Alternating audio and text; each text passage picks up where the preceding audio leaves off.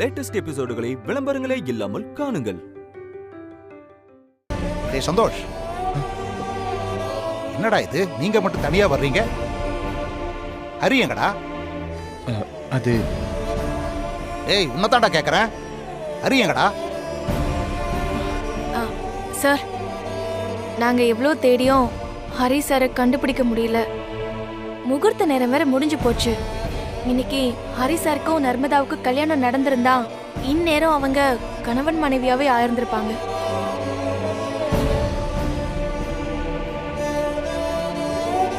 ஏண்டா, இவ்வளவு பேர் இருந்தும் ஒரு ஆளை கண்டுபிடிக்க முடியல?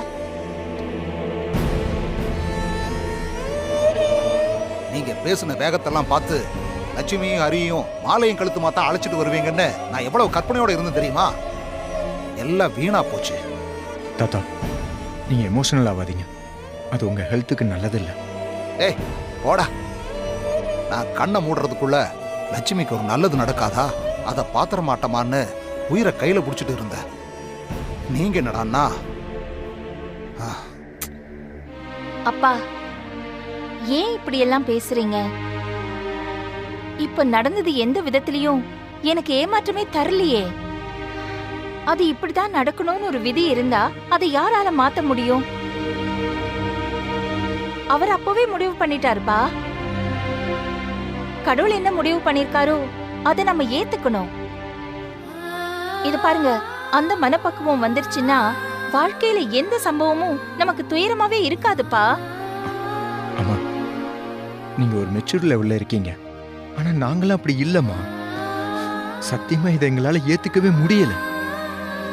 அம்மா, கொஞ்ச நேரத்துக்கு முன்னாடி போயிருந்தா தடுத்திருக்கலாமா? அங்க போய் பார்த்திருந்தா புடிச்சிருக்கலாம்னு தோணிக்கிட்டே இருக்குமா.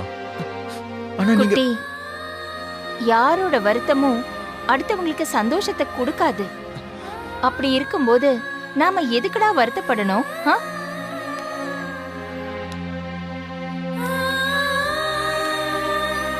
இவ்ளோ பேரோட அன்பு எனக்கு கிடைச்சிருக்கு. இந்த சந்தோஷமே எனக்கு ரொம்ப அதிகம்டா. புரியுதா குட்டி? அம்மா,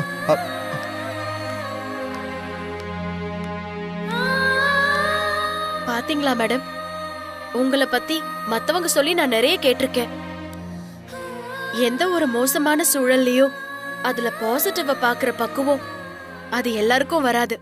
அம்மா, இங்க இருக்கிற எல்லாரும் உங்களுக்கு நல்லது நடக்கலையேன்னு வருத்தப்படுறாங்க. ஆனா நீங்க அவங்களுக்கு ஆறுதல் சொல்றீங்க.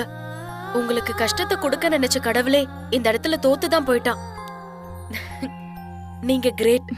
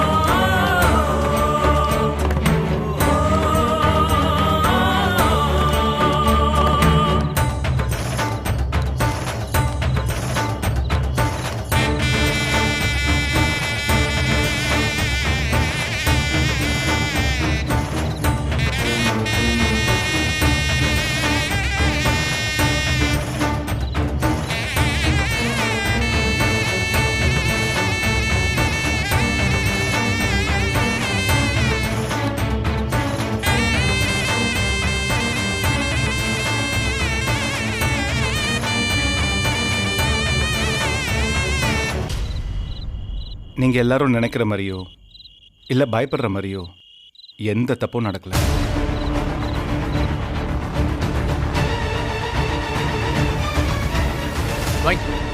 கெட்டிப்பாளம்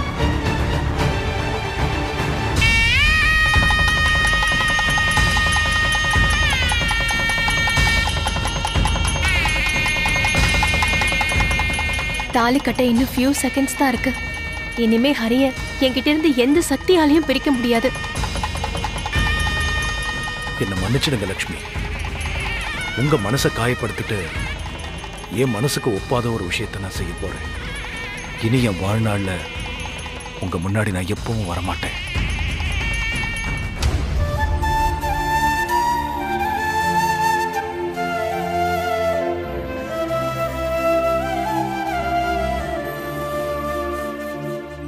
ஏங்க, என்னங்க நீங்க சின்ன குழந்தை மாதிரி கண் கலங்குறீங்க. பாக்குறவங்க தப்பா நினைக்க போறாங்க. முதல்ல கண்ணை தொடங்க. இல்ல, எங்க அவ காலம் பூரா இப்படி கல்யாணமே பண்ணிக்காம தனியா இருந்துருவாளோன்னு நினைச்சு கவலைப்பட்டு இருந்தேன். ஆனா இப்ப அவளை மனக்கோலத்துல பார்க்கும்போது இதை பார்க்க எங்க அப்பா அம்மா இல்லையேன்னு நினைக்கும் போது மனசு கஷ்டமா இருக்கு. ஏங்க, அவங்க தெய்வமா இருந்து இவங்களை வாழ்த்துவாங்கங்க. நல்லது நடக்கும்போது இப்படி கண் கலங்குனா அவ பார்த்தா ரொம்ப ஃபீல் பண்ணுவாங்க. கண்ணை தொடச்சிக்கிட்டு சிரிச்ச முகமா இருங்க. ஓ மகாலட்சுமி ச வித்மகே விஷ்ணு பத்னி ச தீமஹி தன்னோ லக்ஷ்மி பிரசோதயாத். மாப்ள நாடியா இருந்து தாலியை கட்டுக்கோ. கெட்டிப்பாளம்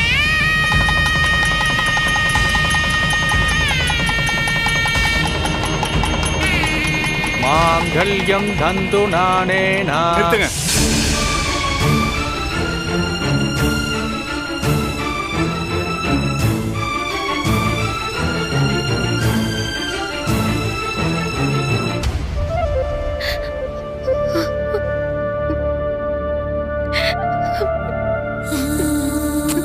அழாத.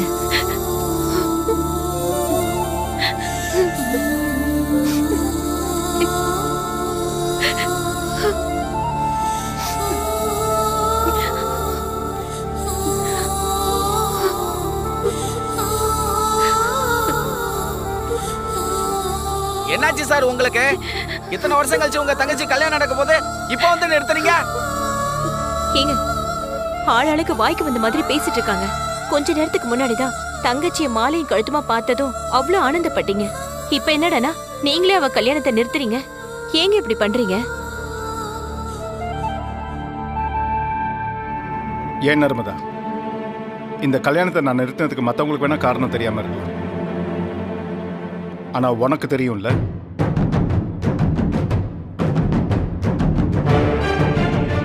ஹரி, தாலியை கட்டுறதை நிறுத்துங்கன்னு நான் சொல்றதுக்கு முன்னாடியே நீங்க அந்த தாலியை கட்டுறதுக்கு அவ்வளோ தயங்குனீங்களே, ஏன்? ஏங்க, என்னங்க பேசுறீங்க நீங்க?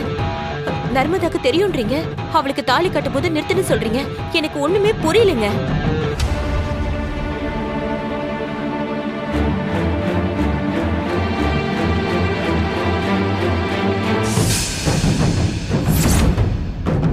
இந்த போட்டோவை எனக்கு லக்ஷ்மி தான் அனுப்பிச்சாங்க. யாரு? நம்ம குழந்தைய காப்பாத்தினாங்களே அவங்களா? அவங்களே தான். ஆனா அவங்களுக்கு நான் உன்னோட அண்ணங்கிற விஷயம் தெரியாது. நான் வர வழியில் ஒரு சின்ன பிரச்சனைன்னு சொன்னல, அது என்னன்னு தெரியுமா? சந்தர்ப்ப சூழ்நிலையில வர வழியில் வண்டியை ஒரு இடத்துல நிறுத்த வேண்டியதாயிருச்சு. சரி, அங்கேருந்து கிளம்பலாம்னு நினைக்கும் போது வண்டியில் உட்காந்துருந்த முகில் எனக்கு காணோம். எங்கெல்லாமோ தேடி பார்த்தோம், ஆனா அவன் கிடைக்கல. நாங்க 2 பேரும் துடிச்சு போயிட்டோம். ஏன்னா காணாம போன குழந்தை திருப்பி கிடைக்கிறது அதிசயத்திலையும் அதிசயம். அந்த சூழ்நிலையில தான் முகிலனை காப்பாத்தி மறுபடியும் எங்க கிட்ட கொண்டு வந்து சேர்த்தது அந்த லக்ஷ்மி தான். ஹரியும் லக்ஷ்மியும் தான் ஒன்னா சேரணுங்கிறதுக்காக எல்லாருமே போராடிட்டு இருக்காங்க. நானும் அதுக்கு தான் ஆசைப்படுறேன். ஆனா இவர் தான் ஹரிங்கிற விஷயம் எனக்கு இது வரைக்கும் தெரியாது.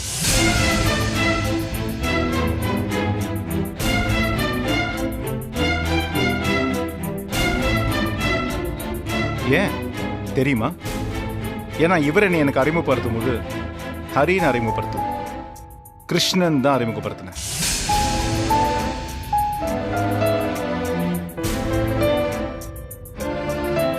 நர்மதா, அந்த கிருஷ்ண மேல நீ ஆசை,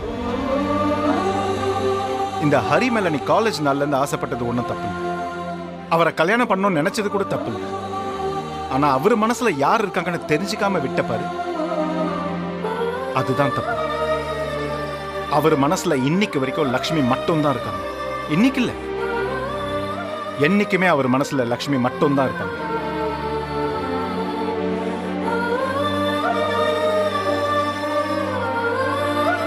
என்ன இது கடவுள் போட்ட முடிச்சுமா, அதை யாராலையும் பிரிக்க முடியாது. இல்லாட்டி எதுக்காக இவங்க 2 பேரும் இத்தனை காலமா தனிமையில வாழணும்? எதுக்காக இத்தனை பேர் அவங்க 2 பேரும் ஒன்னா சேரணுங்கிறதுக்காக போராடிட்டு இருக்கணும்? ஹரிக்கோ லக்ஷ்மிக்கோ இடையில இருக்கிறது புனிதமான அன்பு. அந்த அன்பை யாரும் அவ்வளவு சுலபமா கலங்கப்படுத்திட முடியாது. இதை பாரு நர்மதா, ஹரி இந்த கல்யாணத்துக்கு சம்மதிச்சதுக்கு காரணம் நன்றி கடன். காதலை என்னைக்குமே நன்றி கடனால வாங்கிட முடியாது. ஒருவேளை இந்த கல்யாணம் நடந்திருந்தா நீதான் வாழ்க்கை பூரா வருத்தப்பட்டிருப்ப.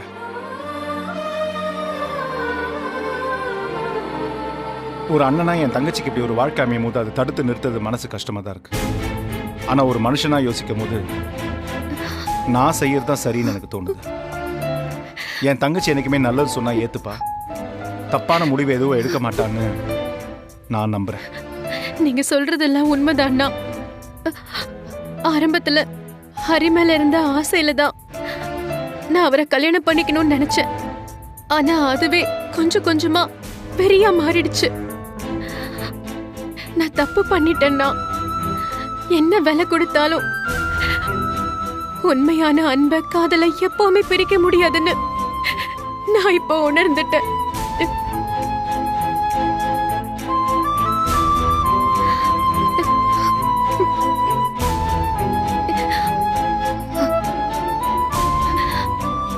சாரி ஹரி.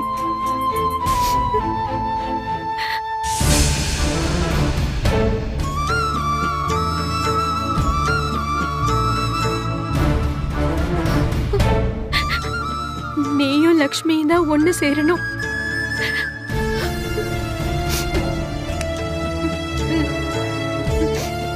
இனி இது என் கையில இருக்கிறது சரியில்லை.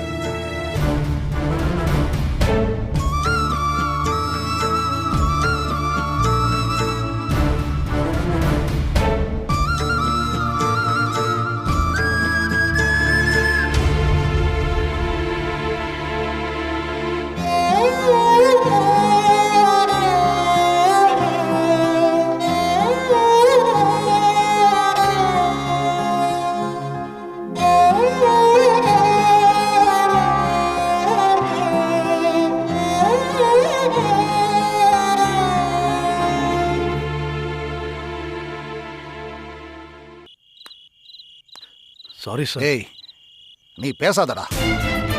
உங்ககிட்ட நான் எவ்வளவு தூரம் கெஞ்சினேன்? கொஞ்சமாவது காதுல வாங்கினியா? என் மேல கொஞ்சமாவது அக்கறை இருந்திருந்தா நீ இந்த மாதிரி பண்ணிருப்பியா? 2 நாளா எனக்கு உயிர் போய் உயிர் வந்தது தெரியுமா உனக்கு?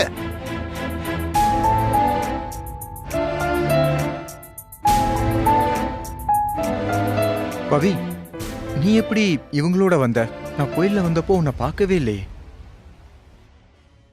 சந்தோஷ், நீ எங்களை பார்க்கல. நாங்க உன்னை பார்த்துட்டு கத்துன்னு கத்தணும் 2 பேரும். நீ திரும்பி கூட பார்க்கல. அதோ அங்க நிக்கிறாரு ப்ரோ, அவர் உன்னை பார்க்க விடாம கூட்டிட்டு போயிட்டாரு. இல்ல சார் யாரு? நம்ம ஆளா இல்ல பிரதீபா ஆளா? சாரி, இன்ட்ரோடியூஸ் பண்ண மறந்துட்டேன். இது என்னோட ஃப்ரெண்டு சஞ்சய். தேங்க்ஸ் தம்பி.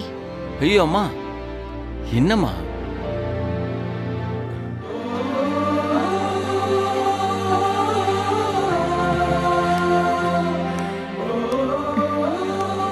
லக்ஷ்மி, கடவுள் போட்ட முடிச்ச நான் மாத்திட முடியும்னு நினைச்சேன். ஆனா அத அந்த கடவுளே நினைச்சா கூட மாத்த முடியாதுன்னு இப்ப நான் உணர்ந்துட்டேன். சாரி ஹரி, உன்னை நான் ரொம்ப கஷ்டப்படுத்திட்டேன். நாம நம்மள நம்புறவங்கள ஏமாத்த நினைச்சா நாம தான் கண்டிப்பா ஏமாந்து போவோம். இப்ப எனக்கு அதுதான் நடந்திருக்கு. லக்ஷ்மி, வாங்க வாங்க போங்க மேடம்.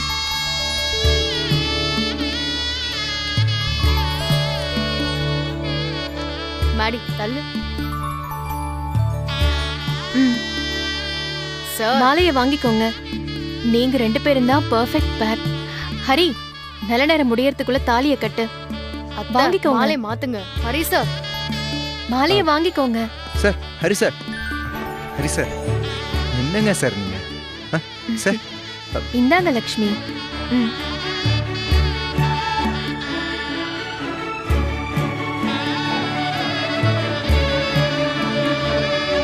சார், மாலையை போடுங்க சார். லக்ஷ்மி, மாலையை போடுங்க.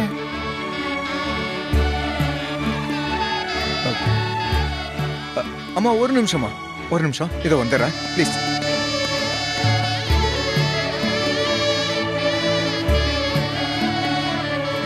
அர்ஜுன் இதோ வந்துட்டாரு. வா வா வா. அத்தை, அம்மா அத்தை, இப்போ போடுங்க. இத அவங்களுக்குலாம் கொடுத்துட்டு வா.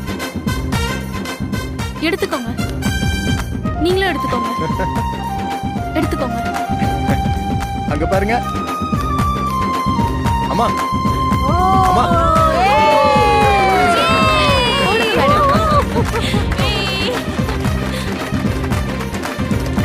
ஒரு நிமிஷம் ஏய், அப்படியே இருங்க. யாரா அவன்?